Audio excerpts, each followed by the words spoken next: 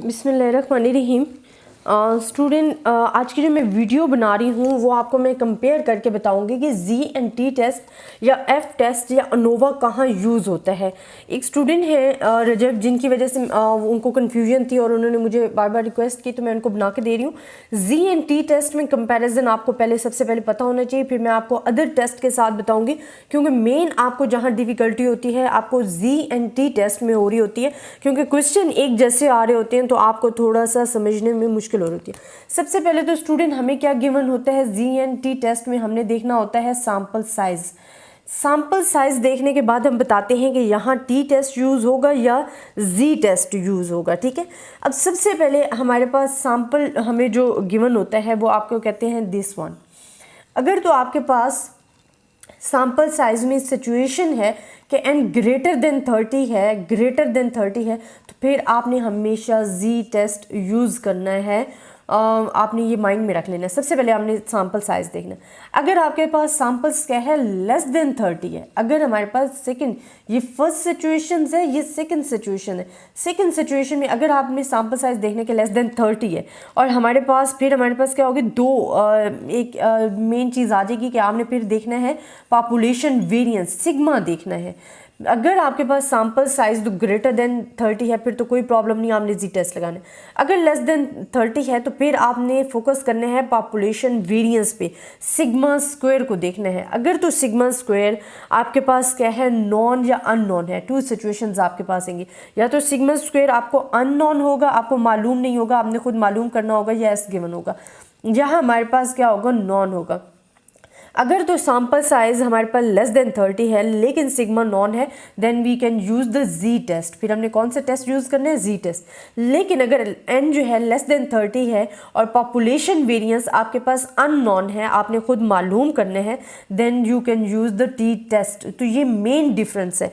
आपका जो main difference है वो कहाँ पे आ रहा है कि सैंपल साइज तो आपने देखने कि टी टेस्ट में हमारे पास लेस देन 30 लगता है, लेकिन जो नेक्स्ट आपके पास मेन आ जाते हैं ना कि आपने माइंड में रखने, तो वो पॉपुलेशन वेरिएंस को देखना है कि अगर आपके पास सिग्मा स्क्वायर जो है वो नॉन है, अगर आपको मालूम है, then you can use the Z test. लेकिन अगर आपको सिग्मा स्क्वायर मालूम नहीं है देन आपने टी टेस्ट मालूम करना है। अच्छा, अब मैं ये आपको थोड़ा बहुत बता देती हूँ कि टी एंड जी टेस्ट, ये तो आपको पता चल गया कि हमने कैसे मालूम करना है। पहले हमने सैंपल साइज देखना है, फिर हमने सिग्मा स्क्वायर पे फोकस करना है कि सिग्मा स्क्वायर हमारे पास नॉन है या अननोन है।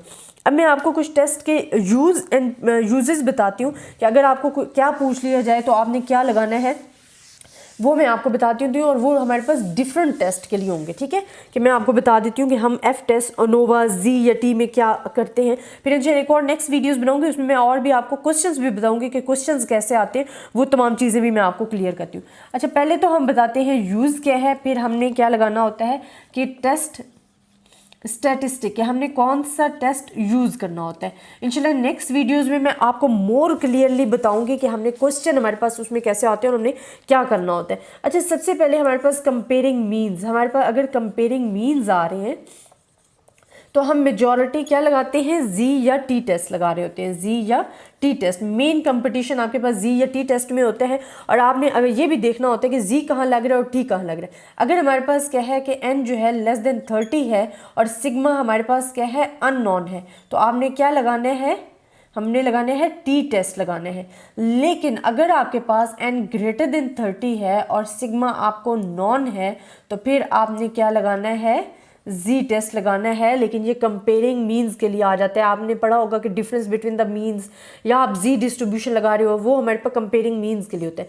सेकंड जो आपके पास होता है कि कंपेयरिंग टू सैंपल वेरिएंस। अगर सिर्फ टू सैंपल वेरिएंस हमारे पास सिग्मा जी सिग्मा 1 स्क्वायर सिग्मा 2 स्क्वायर की, अगर हमने कंपेयरिंग करना है, कंपेयरिंग टू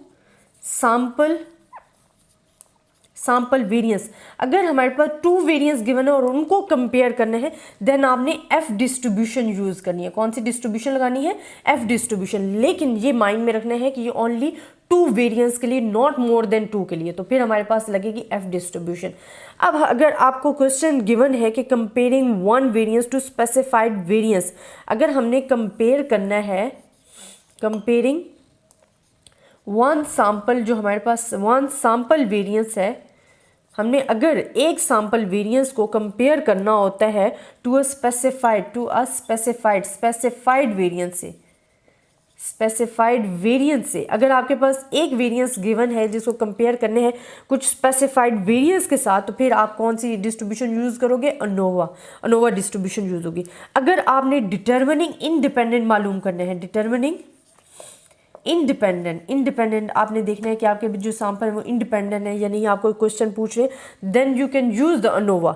अगर आपके पास आ रही है गुडनेस ऑफ फिट अक्सर आपसे पूछा जाता है क्वेश्चन में, गुडनेस ऑफ फिट, तो फिर भी आपने कौन सी डिस्ट्रीब्यूशन यूज़ करनी है? अनोवा यूज़ करनी है। अगर आपके पास आ रहा है कि एस्टिमेट कर रहे हो आप प्रोपोर्शन प्रोसेस, अच्छा ये भी बड़ी मोस्ट इंपॉर्टेंट है कि हमेशा आपने एक चीज़ याद रखनी है कि एस्टिमेटिंग proportion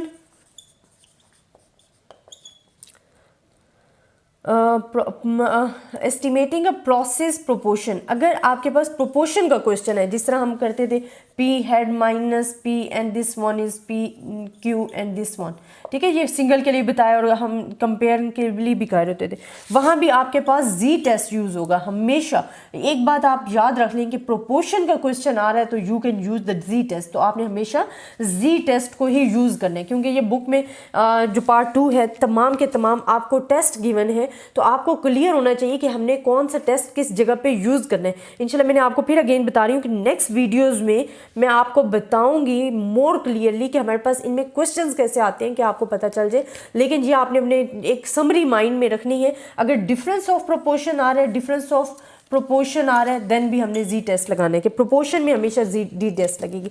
अब मैं आपको बता रही हूँ कि मेन आपके पास क्वेश्चंस में जहाँ आपको डिफिकल्टी हो जाती है कि Z एंड T टेस्ट में आपने फ़र्क करना होता है, वो आपने बताना होता है। कंपेयरिंग टू सैंपल वेरिएंस आ रहे हैं तो F डिस्ट्रीब्यूशन यूज़ हो रही है। अगर वन सैंपल वेरिएंस को आप स्पेसिफाइड वेरिएंस के साथ कंपेयर कर रहे हो तो that is use the ANOVA. Determining independent है, अनोवा यूज़ हो रही है। गुडनेस ऑफ फिट के लिए अनोवा यूज़ हो रही है। एंड अगर आपने प्रोपोर्शन के क्वेश्चन आ गए हैं, प्रोपोर्शन सिंगल प्रोपोर्शन है, डिफरेंस प्रोपोर्शन है, वहाँ आपके पास Z टेस्ट यूज़ होगी। तो स्टूडेंट ये आपके पास एक समरी थी, बट इंशाल्लाह नेक्स्ट वीडियोस में मैं आपको विद फार्मूला विद यूजेस और आपको स्टेटमेंट के साथ पढ़ाऊंगी और समझाऊंगी कि हमारे पास अगर क्वेश्चन आ जाए तो हमने उसको कैसे सॉल्व करना है। आई होप आपको मेरी वीडियो पसंद आई होगी। अगर फिर भी आप लोगों को किसी किस्म की कन्फ्यूजन है तो आप मुझसे डिस्कस कर सकते हो। तब तक के लिए अल्लाह हाफिज़।